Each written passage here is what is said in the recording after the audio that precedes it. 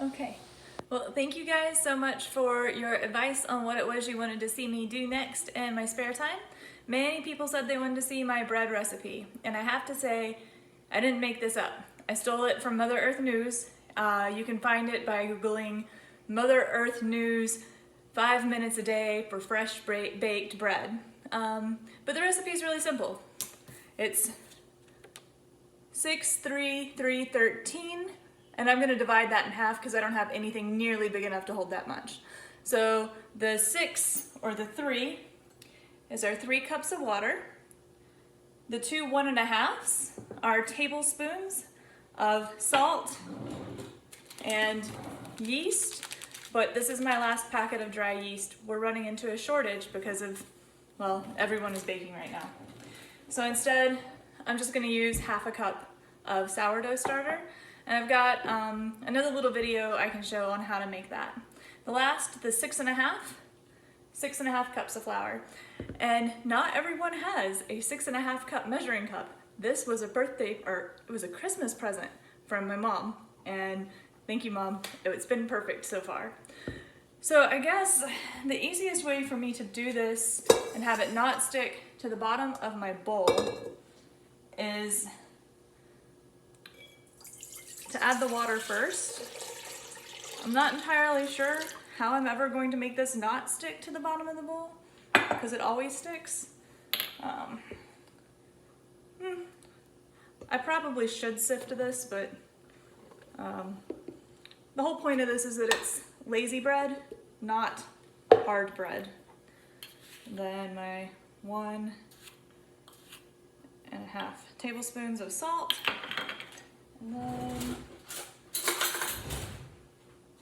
And yeah, I'm just gonna use all of this because I just redid the starter with the other half cup that I had of this. And I've already kind of mixed it up. You can see, soupy, nice sourdough starter. And hopefully this will work out for us. Okay. So that gets cleaned. And then what I've got over here is obviously just a stand mixer with a dough hook. I would never have bought this myself. It was kind of a, I think, inadvertent housewarming present from the prior owners of this house. And I have to say, people keep giving me really awesome things for this recipe. I love this one for sure. So I'm just gonna turn it on low here for a little bit and let it do its thing. So I mentioned the sourdough starter. I started this up about an hour ago and then put it underneath one of my warmer lamps so that it would start bubbling up. It started bubbling a little. It needs more time. I'll probably leave it there overnight. Then I also have a loaf of bread that I started out of the last batch of this, but I left it sitting for so long that the bread has gone a little soupy. Let me get it and bring it over.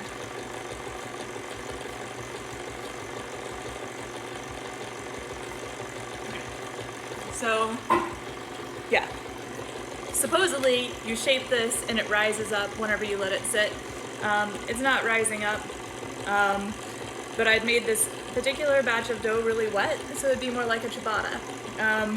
And so this is the results of the ciabatta version of this recipe when you leave it in the fridge for like a month straight.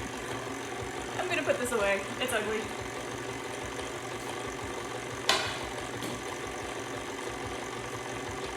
Alright, how are we doing in here? Let me just stop it so you can see. Whoop. I guess I don't have to stop it now, you can really see. I'll just move this up out of the way. And you can see it's a really wet dough right now, but not all the flour has been incorporated. So we wait. And if I can get this ever adjusted, there we go. While we wait, I'll show you another important thing that you need. You need a container for it to rise in that has a cover that you can kind of leave one corner a little bit ajar, because this is going to rise up, and as it rises, it's going to produce carbon dioxide, and that gas has got to go somewhere, and it will go somewhere. And if you seal the container, it will go whichever direction it wants, catastrophically, potentially spraying bread stuff all over your cabinets. Not fun. Phone, stay. I need a much better filming mechanism. I can tell already if I'm gonna keep doing things like this. Okay. I said stay. Okay.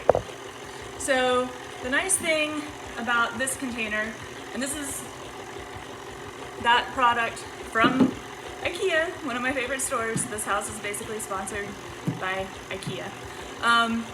Is that this recipe will exactly fill to about half. And so I can tell whenever it's doubled in volume because it'll be full to the top. And that's when I'll know it's done and I can put it in the refrigerator.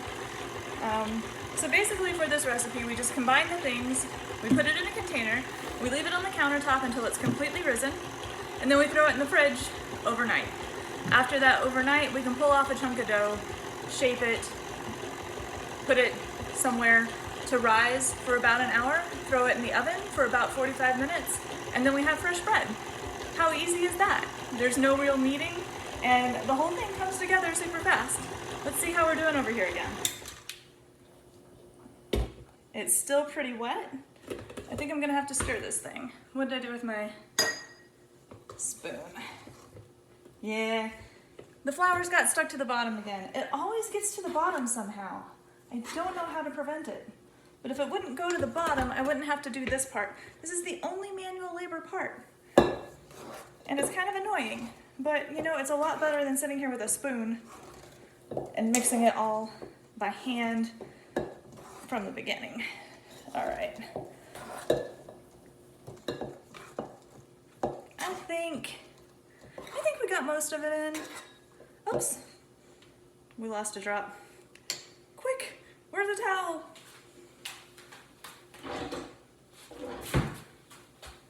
Never try to do a cooking show without a towel on hand. All right, I will give that a really good clean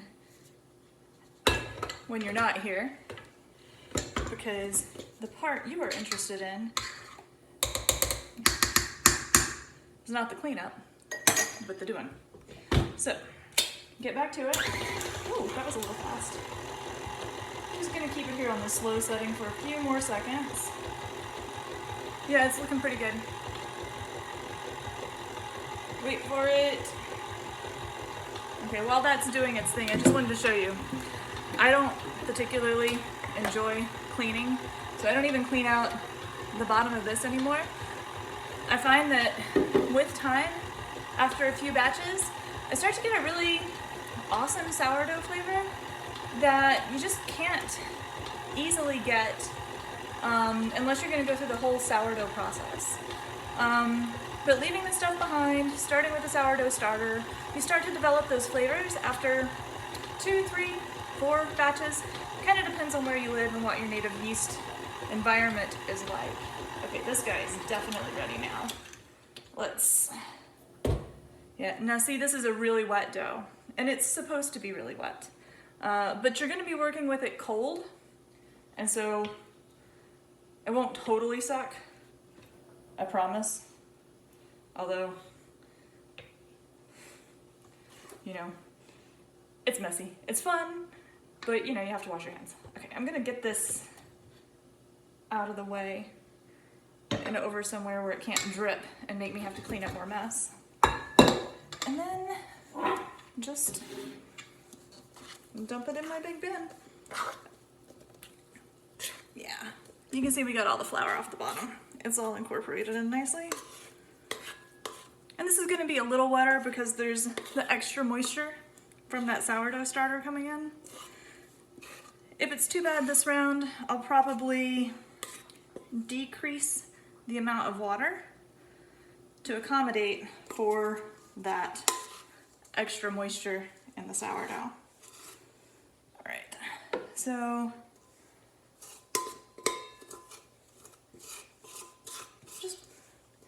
waste flour. There's a flour shortage in the grocery stores right now too.